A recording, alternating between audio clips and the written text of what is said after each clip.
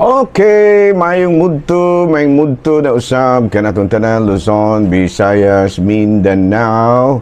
Mayong mudto Philippines, mayong mudto world, mayong mudto universe. Ani ana punta mga higala nini nga atong tulumanon sa kahanginan CONA Catechesis on Air. Og ako lang gihapon kini ang inyong ubos nga alagad Reverendo Padre Edwin Academia Acab. Aboy no adlaw na usab karon nga Biyernes, pizza 30 na kini manghigala sa bulan sa Mayo. Mahigala no karong adlaw day manghigala dahil sa yungon naghimo mi sa amo ang Santa Cruzan buntag among Santa Cruzan diri manghigala kay gusto man akong makaapil gyud ang tanan nga mga kabarangayan no, mga kabataan sa kabarangayan makaapil gyud mga lagyo kayo manghigala, pero ako silang gihangyo nga mo apil gyud kay talagsa kan ba ni ba kana pud bitaw katikisim pud ba nya kana bitaw ma-aware pud sila ba kung unsa ang mga kalihukan sa dakong simbahan. Muna nga sa yung buntag alas 8 min nag-procession mga higala dayon paghuman kaganina gipapahuway og gamay, gipapamahaw katong wala pagkapamahaw, dayon paghuman gipapainit, dayon paghuman gisunod dayon namo ang Santos nga misa no, kay ikapoy kaya kung gisayo ang procession higala kay init biya kayo. Dayon paghuman ato dayon gisunod ang coronation na sa Reina Elena no, niya ang mga abot pod nga mga 69,000 siguro gamay-gamay ra. Mao po'y akong gihurot og palit mga higala og school supplies og gapa kuan pug ko gapa imprinta pug ko og imprinta kana bitaw imprinta og t-shirt alang sa mga kining katekista no, may nalaman ginagmay mahigala no nga doon na pud sila handumanan sa ilahang kahago karon nga kining tuiga no, so no unya paghuman patlak dayon during the kanang after the patlak no, hinahinay po ginawid programa hingala ipa-present po nato ang mga bata. Alingaw ra po nito ang mga bata nya nagpasalamat po dai ko sa daghang mga donors sa candy ug uban pa no, so na mahigala no, so ug mga adlaw 31 na Sabado last day na sa catechism, last day sa catechism last day sa katekisa mag-usa lang giingon nga bisan ko na humana ang culmination pero padayon paghapon ang paghalad og mga bulak sa atong alang sa atong mahal nga Birhen Maria. Hala no, may nguto na kanaton tanan og nanghinaota nga anaa kamong tanan sa kapiskay sa panglawas ni ining kabuntuhon. Abi no ari nata manghigala sa ato ang kining CBCP News balitang simbahan ni ining kabuntuhon. Pope Leo hugtanong nga nawagan og ceasefire alang sa Gaza, dungan usab sa pagbuhi sa mga hostages o mga bihag ug nga mapatuman ang humanitarian law o tawhanon nga balaod. Kini luyo sa padayon karon nga panagbangi tali sa Hamas no, sa mga Palestino ug mga Israelita. Sa laing bahin mahigala padayon karon ang South Korea sa pagpangandam alang sa World Youth Day 2027. Ang tema mahigala, take courage, I have overcome the world. No, mao kana mahigala no, mao kato mahigala ang mga balitang simbahan ni ining kabuntuhon ug ari na ta mahigala sa Saint of the Day. Aboy no ang Saint of the Day karon sigon diri sa ato ang listahan, sikat kini sa mahigala si Saint John of Arc. Bueno kini si Saint John of Arc mga higala matud pa nahimo kini siyang patron sa mga sundalo, kay nahimo pud yun siyang sundalo mga higala.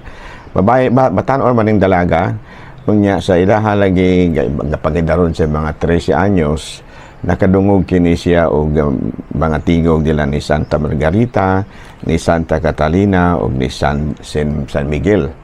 Unya matud pa gikuan kini siya kanang ni gipadungog lagi nga muna papahawa ang mga gikan sa teritoryo sa Pransya no, ang mga English no, mga English no, tuod man nahimo kini siyang usa ka sundalo pero na wrongly accused ni siya mahigala nga tanto-tanto niyang ko amor mag napasangilan prinoon siya nga usa siya ka sorcerer.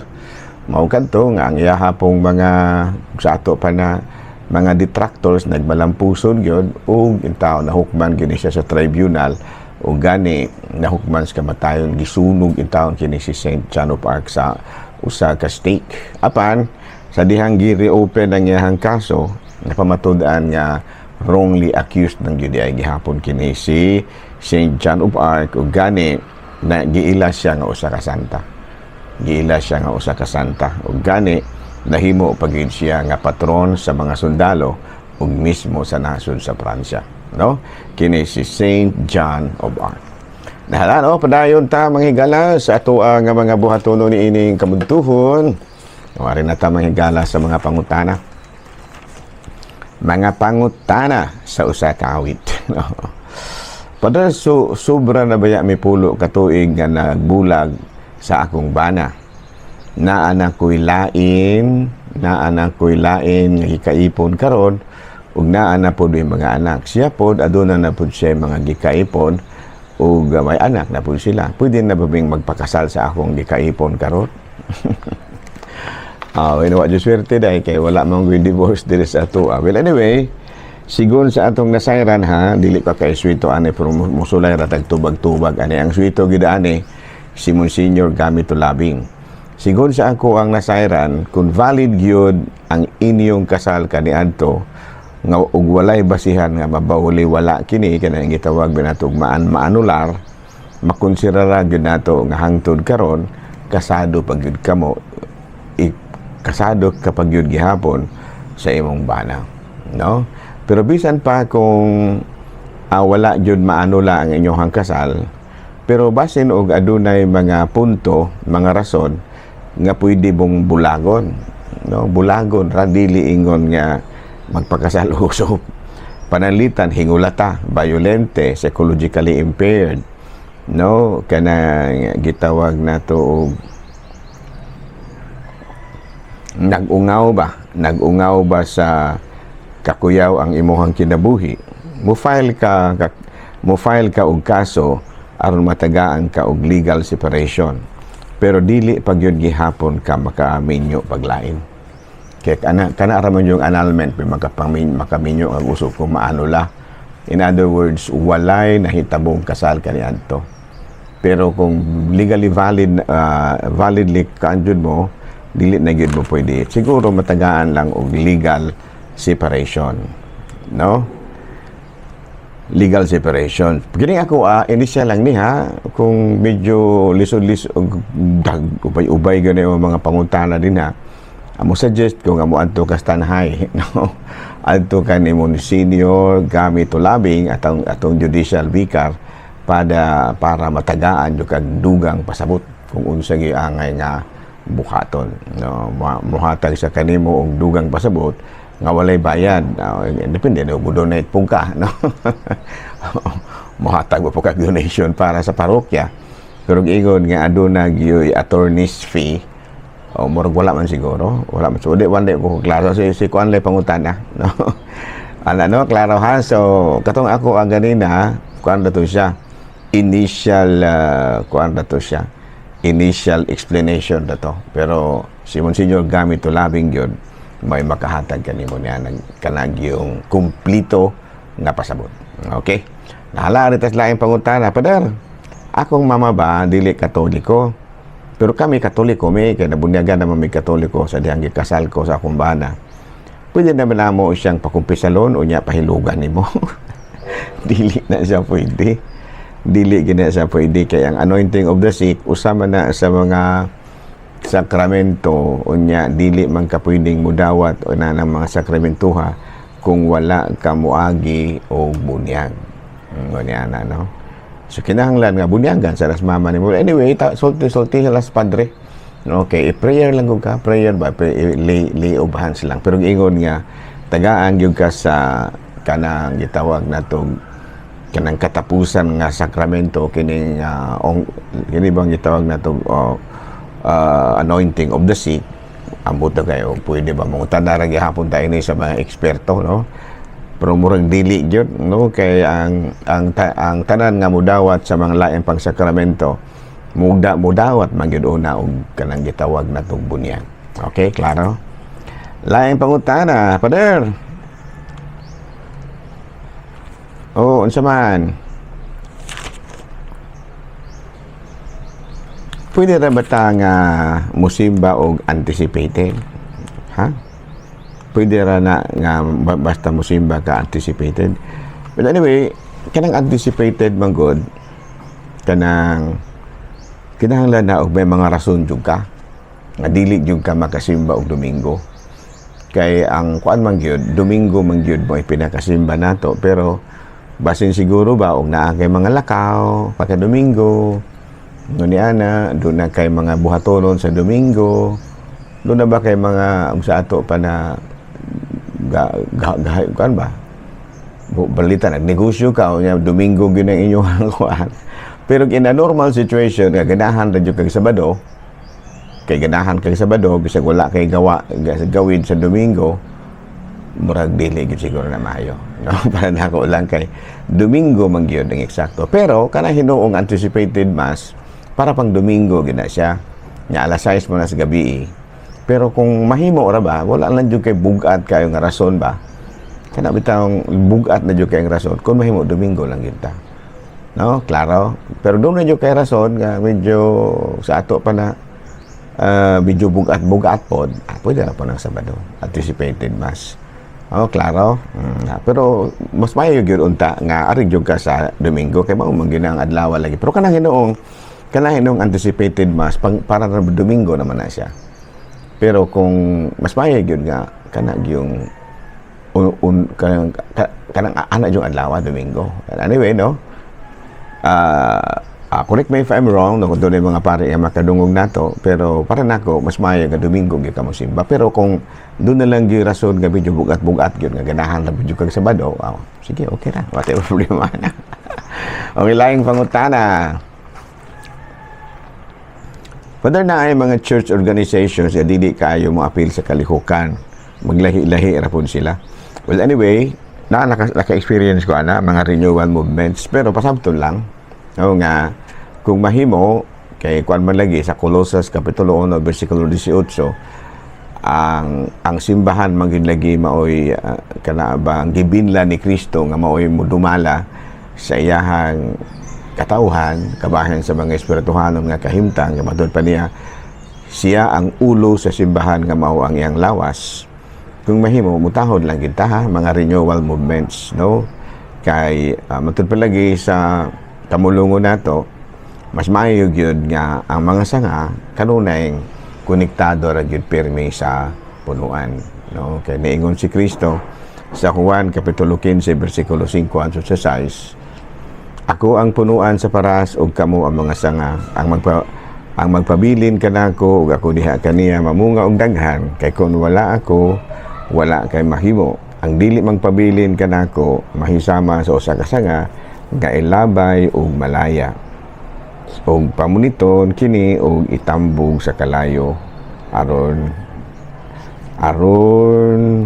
masunog, ingon ni ana, no. So alang nako tambag po lamang ako ani mga kuan ba kining mga lain relihiyon, mga membro ba sa kuan nagkalain-lain nga mga renewal movements. Kung mahimo ayaw gyud mo paghimo og mga usa nga mga activities nga mo conflict sa kalihukan sa simbahan, no. Kung mahimo kung dili naman gyud life and death ang rason, kung mahimo aron ba nga ang inyong mga miyembro kanunay gyud pod nga ma-affiliated sa dakong simbahan. Kung mahimo dili kita mo ingon nga dili ra mo apil ana kay naa pod may amoa, ayaw. Kung mahimo ba ipanitan diri sa ayongo nihangyo man jud ko sa taga usa ka grupo diri nga kung mahimo kanang inyong kalihukan sa Dumaguete nga madomingo kanang bang ipatawag akong mga sakop diri sa ayungon kay mga adtog Dumaguete kay doon na sila kalihukan o nya madomingo.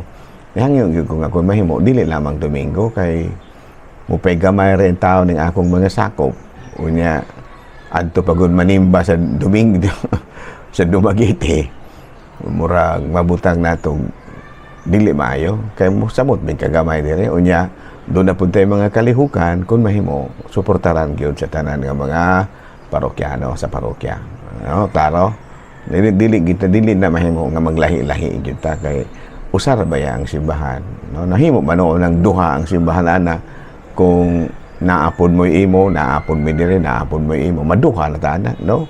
Kung mahimo ato yung ang pinaka-sentro mao gyud ang parokya. Klaro? Hangyo ra sa hangyo. Okay. Arita silain nga pangutana, Padre. Kanang pag-abandonar sa mga anak, makasala ba ta na? Kadakong sala ana, no? Wala gitawag na tog sin of omission, no? Di ba? Sige man nato nang gisgutan kan nagangkupihal ako sa Dios samahan makagahom tanan ug kaninyo nga igsoon nga kalapas sa dako uyamon sa hunahuna sa pulong ug sa buhat ug sa wala pagbuhat sa kilahang lang buhaton mo. Mao man jud lagi na buhaton sa mga ginikanan sa ilahang mga anak, no?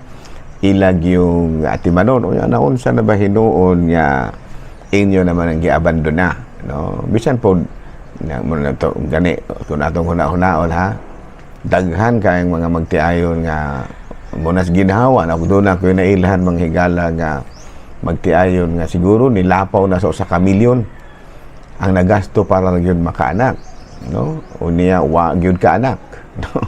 Luoy kaayo ba naning kamot gyud mga almost 1 million o 1 million na kapin para lang yun makaanak pero wa gyud.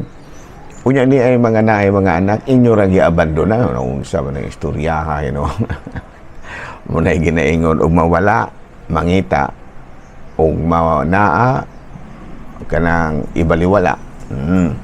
Kung wala mangita, kung manaa ibaliwala, no, iabandona, no? Ayo yung tao na kaya sa 1 Timothy chapter 5 verse 8, ang dili mag-atiman sa iyang mga paryente labi na sa mga sakop sa iyang panimalay, nagsalikway sa iyang pagtuo ug mas daghan pa kaysa dili magtutuo. Ug sa dautan pa kaysa dili magtutuo. Sa ito pa ang mag-abandonar og anak, dautan gyud na matud pa diri sa 1 Timothy chapter 5 verse 8. Ang dili mag-atiman sa iyang mga paryente labi na sa mga sakop sa iyang panimalay, nagsalikway sa iyang pagtuo ug mas dautan pa kaysa dili magtutuo. No? When a parent, guardian, or person in charge of a child either deserts a child without any regard for the child's physical health, safety, welfare, and with the intention of wholly abandoning the child, or in some instance failed to provide care for a child living under the roof, it is illegal. The Child and Youth Welfare Act, batod pa sa Child and Youth Welfare Code of the Philippines, Article 59 number 1 to 1 Article 60. No, pwede na ka na kung ano na siya. Pwede ka ikiha di ana, no? Child abandonment, no? Ikiha ka moray gidanga tinuon nato, no? Asa medyo sa Amerika ingon na, no? Kabulukag unsa tong kasuha nga mismo ang mga anak mo nagkiha. Child abandonment. Awra nakadungog ko ana ka usa. Nga ang ginikanan di ay nga ilang pasagdan ng mga anak, pwede kang ikiha sa DSWD o child abandonment. No, so ayaw yun po, alay yun mo kuan ha.